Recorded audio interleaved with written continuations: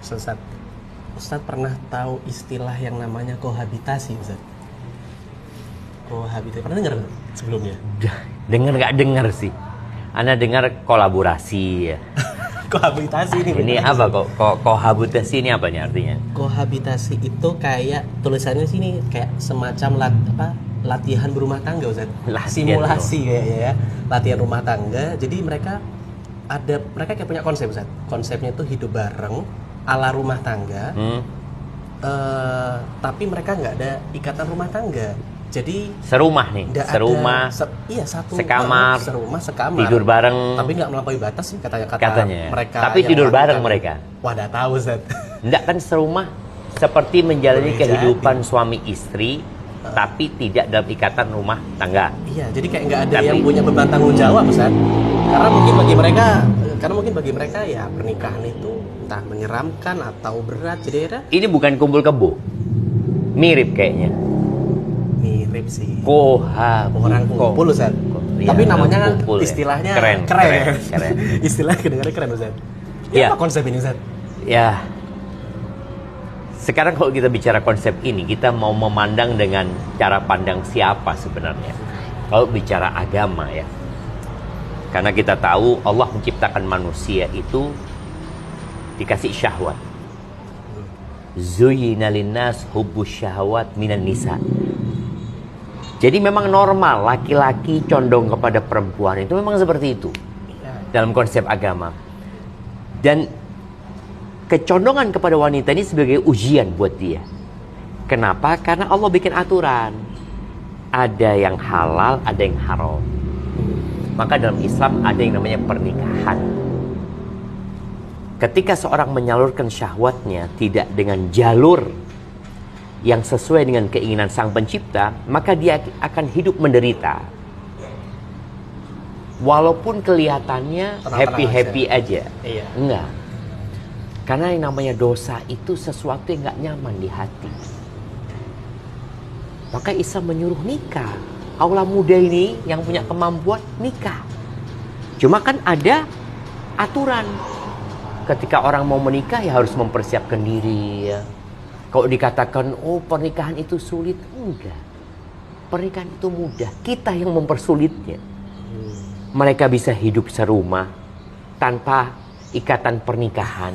Dia pikir pernikahan ini harus sewa gedung, harus ini, enggak. Nikah itu cukup 2 saksi. Wali, calon pengantin pria dan wanita ini selesai sudah. Dan ada mahar yang diberikan. Tapi mungkin kehidupan setelahnya, Ustaz, yang rasanya berat bagi mereka, Ustaz. Tanggung jawabnya itu loh. Iya. Kalau bicara tanggung jawabnya, ketika seorang merasakan sebuah kenikmatan, ada tanggung jawab di situ. Di mana-mana ya, semakin tinggi jabatannya, ada mau punya jabatan tinggi, semakin besar tanggung jawabnya. Dan inilah ujian kehidupan. Tapi pilihannya 2, engkau salurkan syahwatmu di tempat yang dilarang, atau engkau salurkan di tempat yang halal, tapi ada tanggung jawabnya. Karena itu kehidupan dunia. Nggak ada yang namanya kesenangan yang tanpa kesusahan. Nggak ada. Makan pun di dunia, kita butuh toilet gitu loh. Orang mau makan, aku mau makan enak, kok butuh toilet. Kalau nggak ada toilet, kok akan susah gitu. Artinya sebuah kenikmatan di dunia ini memang ada konsekuensinya. Beda sama orang kafir. Makanya kadang-kala Allah menyebutkan dalam Al-Quran ya. Mungkin istilah kafir ini sebagian orang nggak suka ya. Tapi memang Allah seperti itu menyebutkannya. Innal ladzina kafaru yatamatta'un. Sesungguhnya orang-orang kafir itu bersenang-senang hidupnya. Wa ya'kulun, dan mereka wisata kuliner, makan ini itu. Kama ta'kulul an'am. Seperti makannya binatang ternak gitu. Makanya kalau kerbau melakukan tadi seperti itu wajar. Kerbau kumpul tanpa pernikahan ya memang kerbau. Hewan dia seperti itu. Tapi kalau manusia, Allah kasih akal. Allah kasih akal manusia ini. Dan insya Allah di seluruh agama mencela hal yang seperti ini. Jadi, ini karena, enggak. Ya, tapi tadi kalau orang sudah tidak punya keimanan, sulit bagi kita untuk memberikan penjelasan. Dan kalau dikatakan, enggak, ini enggak sampai melampaui batas. Dalam agama kita itu, Allah itu sayang sama hambanya. Karena Allah yang menciptakan manusia, Allah yang memberikan ujian kepada manusia, dan Allah memberikan solusi gitu loh. Apa solusinya? Wala taqrabuz zina, jangan mendekati zina. Deket aja nggak boleh gitu loh. Apalagi kumpul serumah, deket-deket aja nggak boleh. Tidaklah laki-laki dan perempuan berduaan, kecuali yang ketiganya setan. Itu sudah sebuah keniscayaan. Tapi orang, oh enggak, kita bisa jaga diri, ini itu. Ya. Beda konsepnya. Wah, konsepnya beda. Kita nggak kumpul kerbau, ya nggak tahu kumpul apa namanya. Iya. Tapi yang jelas, dan di dalam pandangan negara kita pun ini termasuk sebuah kriminal. Mungkin sebuah tindakan yang apa? Pelanggaran norma. Tapi butuh delik aduan. Iya. Artinya kalau nggak ada yang mengadu, ya biasa-biasa aja. Seperti itu. Tapi sebenarnya itu nggak baik dan tidak benar. Maka nasihat ana buat teman-teman, menikahlah. Kalau bicara tanggung jawab, ketahuilah yang ngasih rezeki istrimu bukan engkau. Cuma memang pilihlah yang agamanya baik.